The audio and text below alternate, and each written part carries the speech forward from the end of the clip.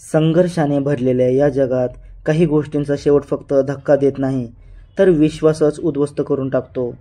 जिल्ह्यातील मंगळवेढा तालुक्यातलं वाखरीजवळचं एक छोटं गाव, निसर्गाच्या सान्निध्यात शांतपणे वसलेलं.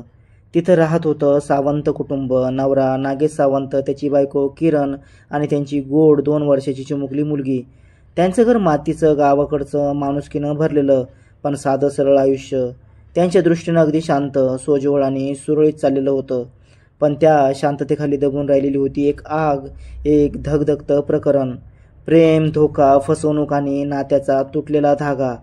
आणि शेवटी एक असा थरारक गुन्हा की ज्यात फक्त एखाद्याचं शरीरच नाही तर माणुसकीचाही चेहरा जळून गेला.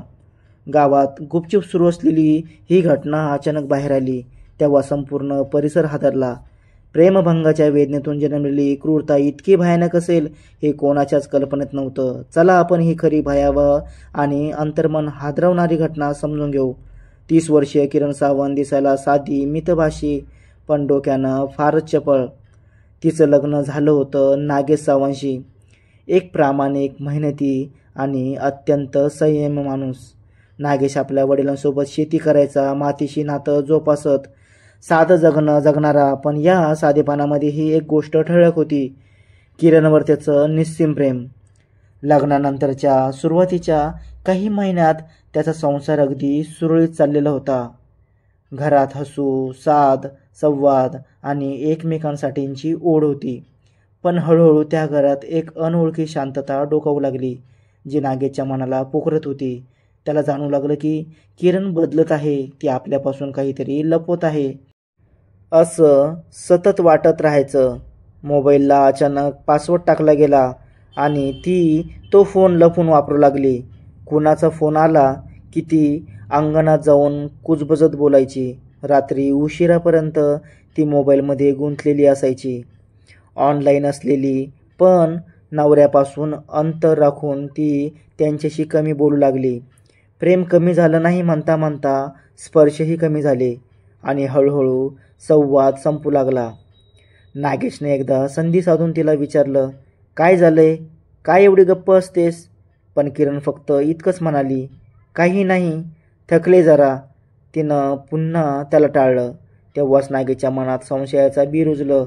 काहीतरी चुकीचं घडतं हे त्याला पक्क जाणवत होतं, पण नक्की काय हेच त्याला कळत नव्हतं. खरं तर बायको किरणच्या या सगळ्या बदलामागे एक चेहरा होता, चलाख आणि देखणा. निशांत सावंत, नागेशचा चुलत भाऊ. निशांत गावातच राहायचा, दिसायला स्मार्ट, बोलण्यात गोड आणि डोळ्यात एक वेगळंच आकर्षण. त्याचं वागणं अगदी सहज वाटायचं, पण त्यामागे एक लपवलेली खेळी होती. नागेश दररोज शेतावर कामाला जात असे आणि त्याच्या अनुपस्थित निशांत वहिनी किरणकडे सहज निमित्तानं यायचा.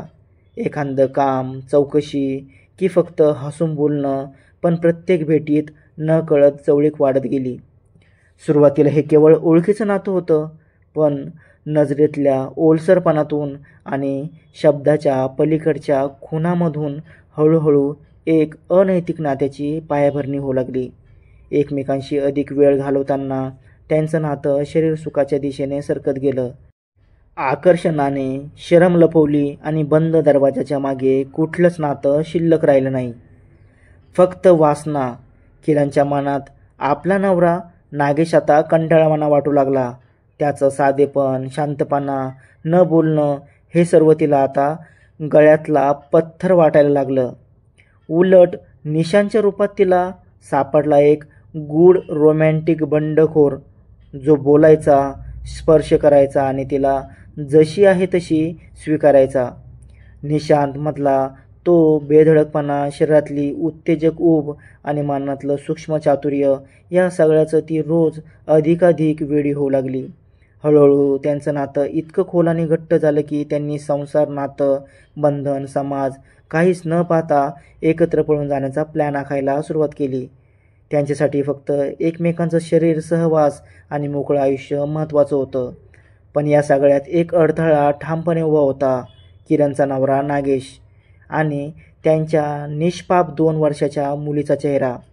किरणला हे माहीत होतं की ती सहजपणे नवऱ्यापासून, आपल्या मुलीपासून आणि समाजाच्या नजरेतून सुटून जाऊ शकणार नाही. कारण एकदा का समाजाला सत्य समजलं तर तिचं आयुष्य कायमचं जळून खाक होईल. म्हणूनच त्यांनी ठरवलं एक धक्कादायक, क्रूर पण त्यांच्यासाठी परफेक्ट योजना त्यांनी ठरवलं. किरणला मृत दाखवायचं, हो, ती मेल्याचा आभास निर्माण करायचा आणि मग तिच्या नवऱ्याच्या, मुलीच्या आणि संपूर्ण गावाच्या आयुष्यातून कायमची निघून जायचं. नव्या नावाने, नव्या ओळखीने आणि नव्या आयुष्याने निशांच्या खोशीत आयुष्य सुरू करायचं. जगासाठी किरण सावंत मृत असेल पण प्रत्यक्षात ती निशांच्या मिठीत जिवंत असणार होती आणि ते दोघं एक नवा जन्म घेणार होते. आणि या सगळ्याची सुरुवात झाली 13 जुलै 2025च्या सकाळी ठीक 7:30 वाजता. गावाच्या एका कोपऱ्यात अचानक एकच आरडाओरड झाली. सावंतच्या अंगणातून धूर निघतोय, काहीतरी जळतंय. गावकरी घाबरून पळत किंचाळत सावंतच्या घरी धावले. तिथं अंगणात कडव्याच्या मधोमध एक मोठी आग पेटलेली होती. धुराच्या जळक्या वासात आणि आगीच्या झळात त्या जळत्या लाकडात एक स्त्रीचा मृतदेह होता. जळालेला, कोसळलेला आणि चेहरा इतका विद्रूप की ओळख पटवणं अशक्य. संपूर्ण शरीर विघटित अवस्थेत होतं. रक्त, मांस आणि राख यांचं भयावह मिश्रण कोणीही नजरेनं थांबवून पाहू शकत नव्हतं. आणि ती महिला जी काही वेळापूर्वी जिवंत होती, आता अमृत होती. निर्विकार, शांत, निशब्द. पण वातावरणात शांतता नव्हती. नवरा नागेश सावंत अंगणातच कोसळलेला होता. छातीवर हात मारून वेड्यासारखा रडत होता. माझी किरण, माझी बायको, तिनं स्वतःला पेटून घेतलं, तिनं सोडलं मला. त्याच्या त्या वेदनांनी आणि ओरडण्याने अंगण थरथरलं. पण गावकरी शंकित नजरेने एकमेकांकडे पाहू लागले. कुणीतरी कुजबजलं, नागेश बायकोला मारायचा म्हणतात. कदाचित तिने त्रास सहन न करता आत्महत्या केली असावी. हळूहळू गावात एक चर्चा उठली की ही आत्महत्या नाही तर एक प्रकारचा मानसिक छळ असावा. पोलीस लगेच घटनास्थळी पोहोचले. त्यांनी मृतदेहाचा पंचनामा केला. जाळलेलं शरीर इतकं खाक झालं होतं की ओळख पटवण्याची शक्यता जवळपास शून्य होती. पण तरीही सर्वांचं गृहीतक एकच होतं, ही महिला किरणच असावी. पोलिसांनी नागेशला ताब्यात घेतलं. त्याच्यावर संशय घेत चौकशी सुरू झाली. पोलीस अधिकाऱ्याने थेट विचारलं, तुझी बायको कशी मेली? नागेशच्या चेहऱ्यावर दुःख, गोंधळ आणि शंका एकाच वेळी उमटत होती. तो सैरभर झाला होता, डोळ्यात अश्रू होते, पण चेहरा प्रश्नांनी भरलेला.